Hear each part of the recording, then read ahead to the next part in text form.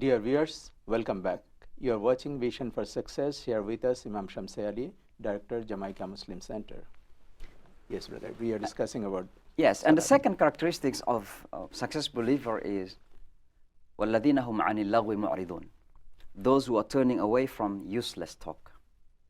You know, the Holy Quran describe the talk that may lead us into sin is useless. If useless talk can lead us into miserable, why? How about the sinner? How about the sinful talk?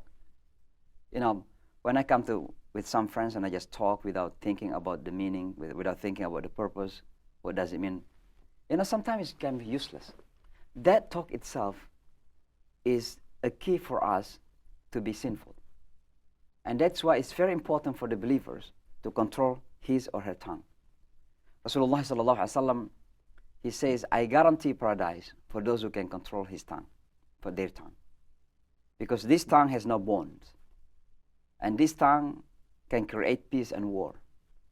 This tongue can create happiness, joy, tranquility, peace. But on the other hand, can create misery and suffering for other people. This tongue can give life to someone, but can kill also someone. Because you can kill someone else without stabbing using knife.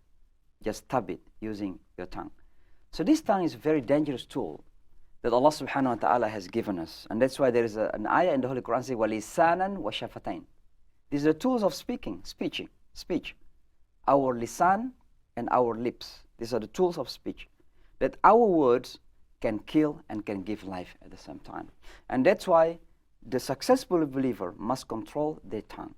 When you say something, we have to take into consideration, we have to remember that every uttered word, every word that comes out from our mouth is a point of responsibility in the day of judgment.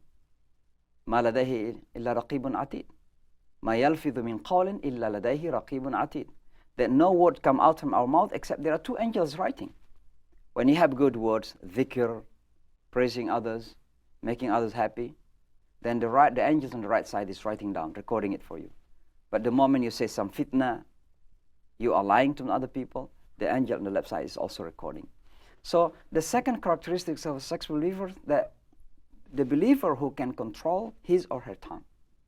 He will use his tongue just for good. مَنْ كَانَ يُؤْمِنُ بِاللَّهِ وَالْيَوْمِ الْآخِرِ فَلْيَقُلْ خَيْرًا أَوْ لِيَصْمُتْ. If you do believe in Allah and the last day, then say good word or just keep quiet. Prophet Muhammad sallallahu alaihi wasallam, he did not talk too much. But when he talked, every single word that comes out from his mouth is beneficial. Even when he was joking, he used to joke as well. And I'm remembering this one incident that happened. There is an old lady came to him, and she asked him, "Oh Prophet Allah, do you think I can enter into Jannah, into paradise?" The Prophet looked at her and said to her, "No old lady like you will enter into Jannah." This is a joke, but she was sad because she took it very seriously. She left and crying. Prophet Muhammad ﷺ was laughing and called her back, and she said, "What happened to you?" She said, "I'm not going to enter into Jannah." Prophet Muhammad ﷺ laughed and said to her, No. No lady like yourself in Jannah, because every lady will enter young. It will turn young again. And that is the joke of Rasulullah. So even when he joked, there is a benefit. This lady is learning that, mashallah, I'm going to be young again. She is happy, of course. So Prophet Muhammad ﷺ controlled his tongue. Every single word came out from his mouth is a matter of teaching. Prophet Muhammad ﷺ. But if you control, if I control my tongue, and if I don't respond to other people, people consider me as a weak person.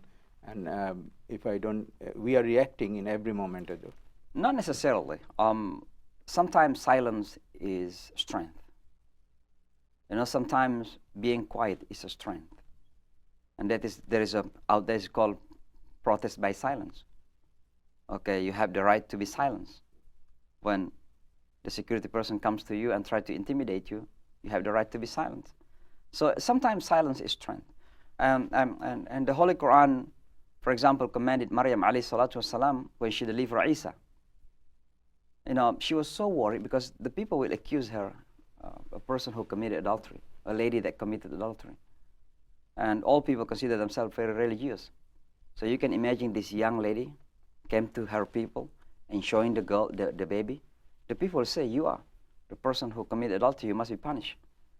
So Allah subhanahu wa ta'ala said to her, if the people ask you about your baby, just tell them you are sa'im, you are fasting.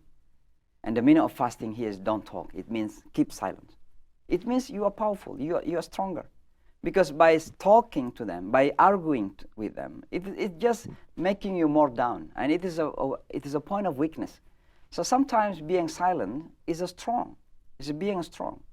And that's why in Islam say, man فَلْيَقُلْ خَيْرًا أَوْ لِيَصْمُتْ. Just say good, and if you don't have anything good to say, just keep silent. That's what hadith says. Prophet Muhammad ﷺ reminded the companions, the Sahaba, and the believers that if you don't have anything to say good, just keep silent. Just be quiet. Okay, this is number 2 basically. Number 3, of course, the Holy Quran also says that those who can guard their chastity. You know, one of the most fragile thing that we have in life in this modern time, especially as the media expose everything, is about protecting our own honor and chastity.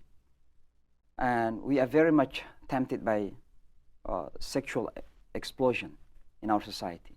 Everything being exploited, being exposed, and particularly our young people. But you know, Islam had come and teaches what to do. Lower your sight, taking care of what you read, what you see, what you think about the greatness of Allah. Behave with the opposite sexes in a proper manner. Protect the hijab issues, where men and women should cover themselves properly. Even when we talk to one another, male and female, there are proper adab, etiquette to follow. For example, the women are not allowed to talk in a way that can make men misunderstand.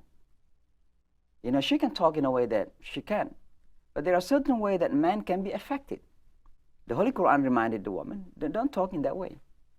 So soft, looks like temptation. It's reminded in the Holy Quran. So the Holy Quran says that if you want to be considered a successful believer, that you have to protect your chastity. Anything that can lead you into this, violating the chastity, falling into the fahisha, what you call fahisha, the relations, improper relations between male and female, then you have to take care of it, because this is one of the key of We have success. to take another break. Dear viewers, you are watching Vision for Success. We are taking another break. Stay with us.